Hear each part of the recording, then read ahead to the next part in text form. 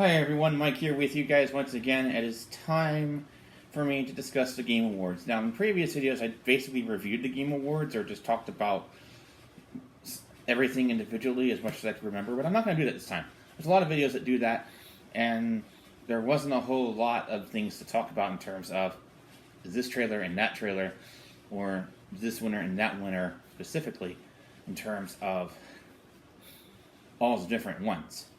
So I'm going to focus specifically on two thoughts that I had regarding this event.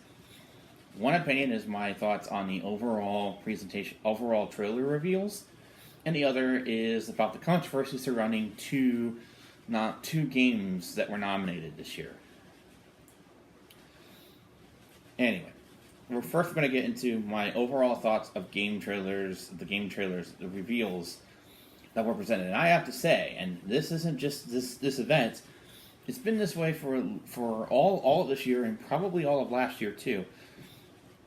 But I'm not thrilled about game reveals anymore. I'm not, and it's not that I don't like game reveals. It's just that the games that are being presented have moved away from why I got into gaming in the first place. Why I got back into gaming in the first place was because of games were becoming like interactive films in 2010. 2009, 2011, games were coming out that had full voiceovers, full acting, full stories, and graphics that were good enough to resemble animated shows. So, a lot of it felt like an interactive movie that you played.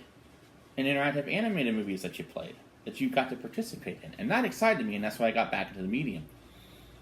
We're moving away from that, in a large part. With the exception of mainly Sony's first party.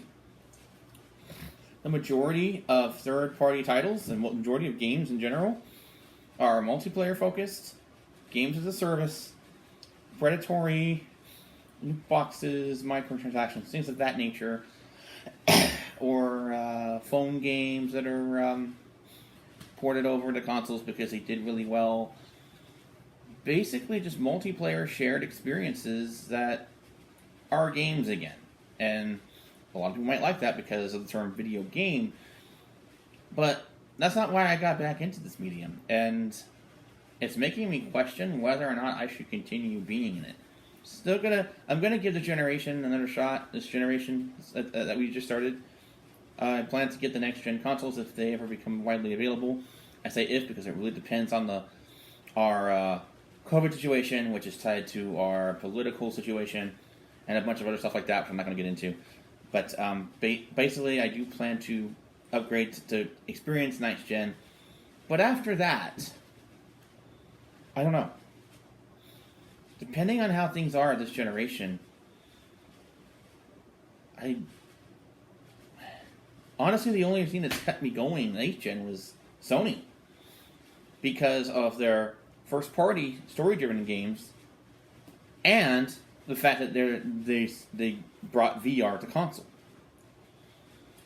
Everybody else is just... Nintendo has great exclusives, but again, Nintendo is a toy company, and their games are basically toys. But there is one thing about Nintendo that I have to give them credit for that I got into. That I can't just credit Sony. I had to credit Nintendo for the Switch for this reason.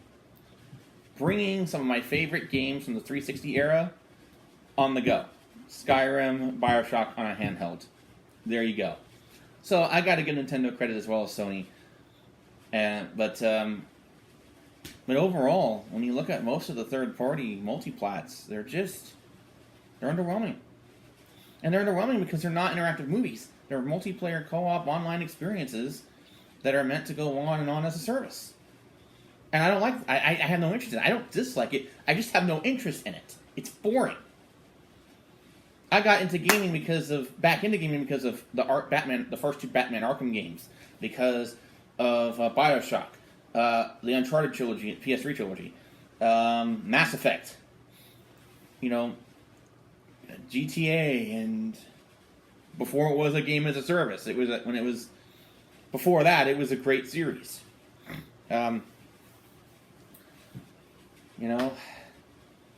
And then VR, of course, have kept things interesting as well for me. But that wouldn't be till years later. But The bottom line was, games used to be interactive movies that I used to get excited about. There used to be a time where you can get excited about developers. When a BioWare game came out, you were thrilled. Not anymore. And that's another problem, was that we are losing so many of our great developers to modern trends and to practices that aren't necessarily a good thing, like releasing buggy games when they didn't do that before. That's a separate video. I'm not going to get into that here. But my overall complaint about the Game Awards specifically was that most of the game reveals are games as a service, multiplayer focused or co-op focused, online, MMOs, phone games. Not a lot of interactive movies. Not a lot of interactive stories. Story-driven immersive experiences. So yeah, that's my one complaint. My other is dealing with, now we're going to get into two games that were nominated at the Game Awards that are pitted against each other by biased political people. And that is The Last of Us Part 2, representing being promoted by the identity politics woke crowd, and Ghost of Tsushima being promoted by right-wing reactionaries. Now, I think both of these games are fantastic. They both deserve to win. They both deserved the credit that they're giving by the fans. But what I don't like is the politicization and the divisiveness surrounding these games. That these games are practically being used to snub the other. In other words, these games are being used to own the other side. And the Game Awards went right along with this. And both sides did this. For example, for the Gamers Voice Awards, Ghost of Tsushima wasn't even winning. Last of Us Part 2 was actually winning that. And then at the last minute, Neil Druckmann made a post on Twitter about the haters, and that prompted right-wing reactionaries to band together and push Ghost of Tsushima over the top, giving it the win. On the other side, when you look at the Game Awards themselves, they're voted on by journalists, which a lot of them are the super woke crowd. They decided to give Last of Us 2 as many wins as possible for woke purposes, for owning the other side, to troll the other side, basically, to get them to react and go crazy. For example, they had Brie Larson announce Abby as the winner for Best Voice Performance. That was done specifically. You can tell that was done to own the reactionaries. My issue is this.